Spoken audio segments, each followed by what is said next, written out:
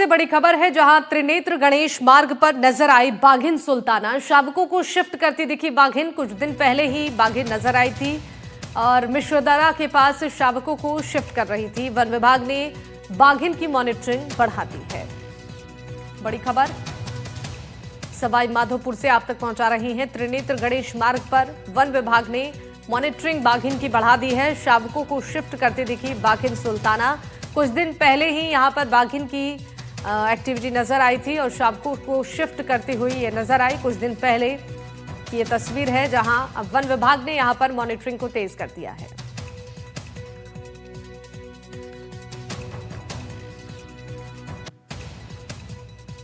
तो बाघिन सुल्ताना अपने शावकों को शिफ्ट करती हुई नजर आई और इसके बाद से ही वन विभाग ने यहां पर मॉनिटरिंग बढ़ा दी है।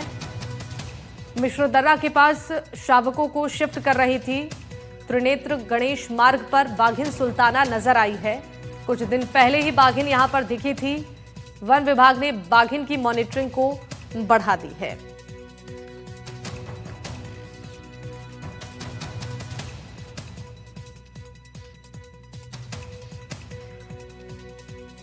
देखिए, तस्वीरों में आपको दिखा रही हैं, बाघिन अपने शावकों को शिफ्ट करती हुई नजर आ रही है और लगातार यहां पर एक्टिविटी की वजह से वन विभाग ने सुरक्षा भी बढ़ा दी है। कुछ दिन पहले ही बाघिन यहां पर नजर आई थी। बजरंग इस खबर पर जानकारी देने के लिए जुड़ चुके हैं। बजरंग, बाघिन सुल्ताना अपने शावकों को शिफ्ट करती हुई नजर आई और वन विभाग की ओर से अब क्या कुछ यहां पर व्यवस्थाएं की जा रही है, मॉनिटरिंग किस तरह बढ़ाई गई है? जी बिल्कुल, ये दूसरा मौका है जब बाघिन सुल्ताना अपने शावकों को शिफ्ट करती हुई नजर आई है। करीब 15 से 20 दिन पहले भी बाघिन जो सुल्ताना है वो अपने शावकों को मिश्रदर्रा के पास में शिफ्ट करती हुई पहली बार नजर आई थी। इसी के बाद वन विभाग को पता लगा था कि बाघिन सुल्ताना ने मिश्रदर्रा के नजदीक शावकों को जन्म दिया है। बाघिन 2 शावकों को शिफ्ट करती हुई नजर आई थी और आज एक बार फिर बाघिन ने अपने जो 2 शावक है उनको एक जगह से दूसरी जगह शिफ्ट किया है। वन्य जीव विशेषज्ञों की माने तो जब भी कोई मादा बाघिन जब बच्चों को जन्म देती है तो 15 से 20 दिन बाद में वो अपना जो जगह है जहाँ बच्चों का लालन पालन करती है उस जगह को बदल देती है। तो ऐसे में आज एक बार फिर जो सुल्ताना है बाघिन की 107, उसने अपने जो शावक है उनको एक जगह से दूसरी जगह शिफ्ट किया है। बाघिन के मूवमेंट को देखते हुए वन विभाग की जो टीम है वो पूरी तरीके से अलर्ट मोड पर है और लगातार बाघिन और उसके शावकों की निगरानी की जा रही है। जो गश्ती दल है वो लगातार इलाके में तैनात है और लगातार बाघिन पर नजरें रखे हुए हैं ताकि बाघिन और बाघिन के शावकों को किसी तरह का कोई खतरा नहीं। ठीक है, शुक्रिया बजरंग तमाम जानकारियों के लिए। तो देखिए, ये तस्वीरें जो हम आपको दिखा रहे हैं, शावकों को शिफ्ट करती हुई इसमें बाघिन सुल्ताना नजर आ रही है। वन विभाग ने अब यहाँ पर मॉनिटरिंग बढ़ा दी है। दरअसल इससे पहले भी यहाँ पर बाघिन की एक्टिविटी देखी गई थी। त्रिनेत्र गणेश मार्ग पर बाघिन नजर आई शावकों को शिफ्ट करती हुई और ये दूसरी बार है जब बाघिन की यहाँ पर एक्टिविटी देखी गई है।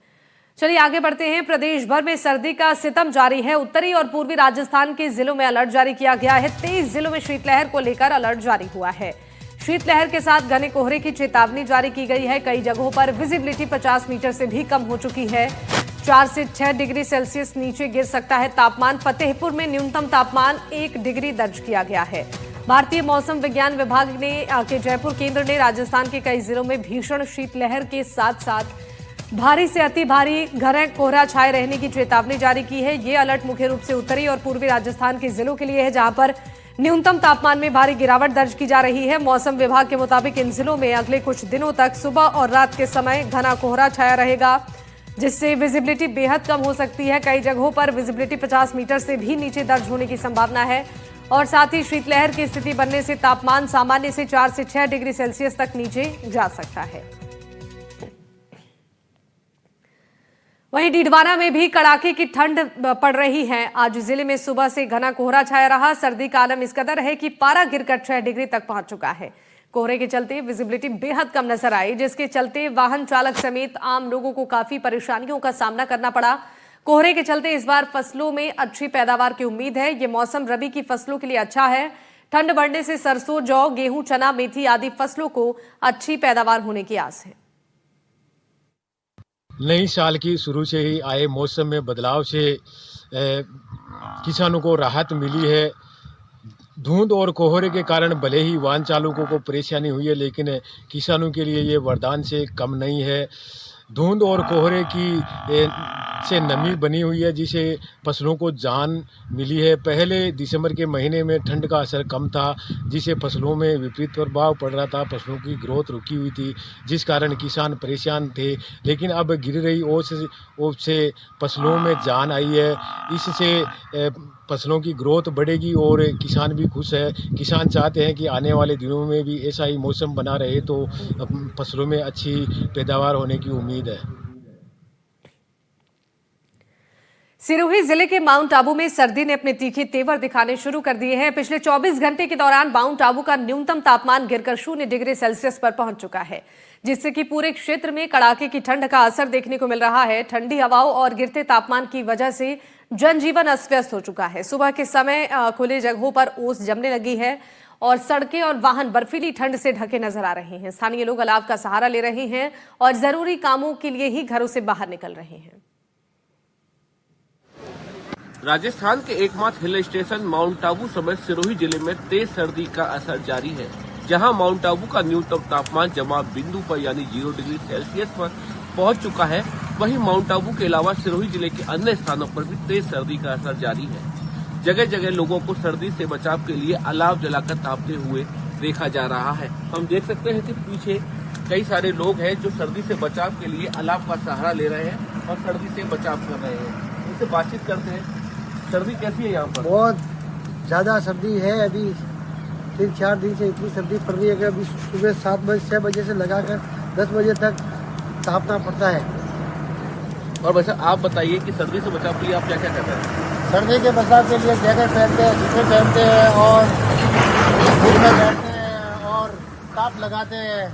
घर में भी घर के बाहर भी ताप बहुत लगाते हैं। बच्चों को जैकेट शीतल पहनाते हैं और सुबह से शाम तक इतनी सर्दी पड़ती है भिलवाड़ा के अंदर। और क्योंकि आसपास में खेत है, खेत के हिसाब से ओस पड़ने का बहुत है, ओस भी बहुत पड़ता है, तो मतलब घरों के ऊपर से पानी गिरता है।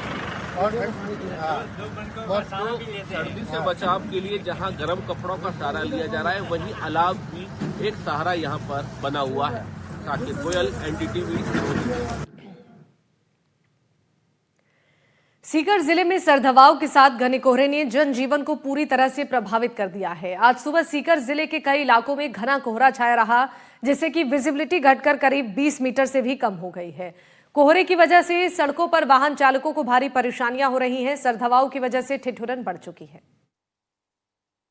शेखावाटी और सीकर में पिछले दिनों पश्चिमी विक्षोभ का असर रहा। उसके बाद अब जो है पश्चिमी विक्षोभ का असर कम होने के बाद लगातार जो है तापमान में गिरावट दर्ज की गई। तो वहीं बात करें आज की, तो आज जो है सीकर सहित शेखावाटी में घना कोहरा छाया हुआ है, जिसके चलते विजिबिलिटी भी काफ़ी कम है। इसके साथ ही जो सर्द हवाओं का असर है वो भी देखा जा सकता है। आप मेरे पीछे भी देख सकते हैं कि आज अल सुबह से ही घना कोहरा छाया हुआ है, जिसके चलते जो है विजिबिलिटी है वो करीब 20 मीटर से भी कम हो चुकी है। और इसी के साथ इस बुलेटिन में फिलहाल के लिए बस इतना ही। नमस्कार।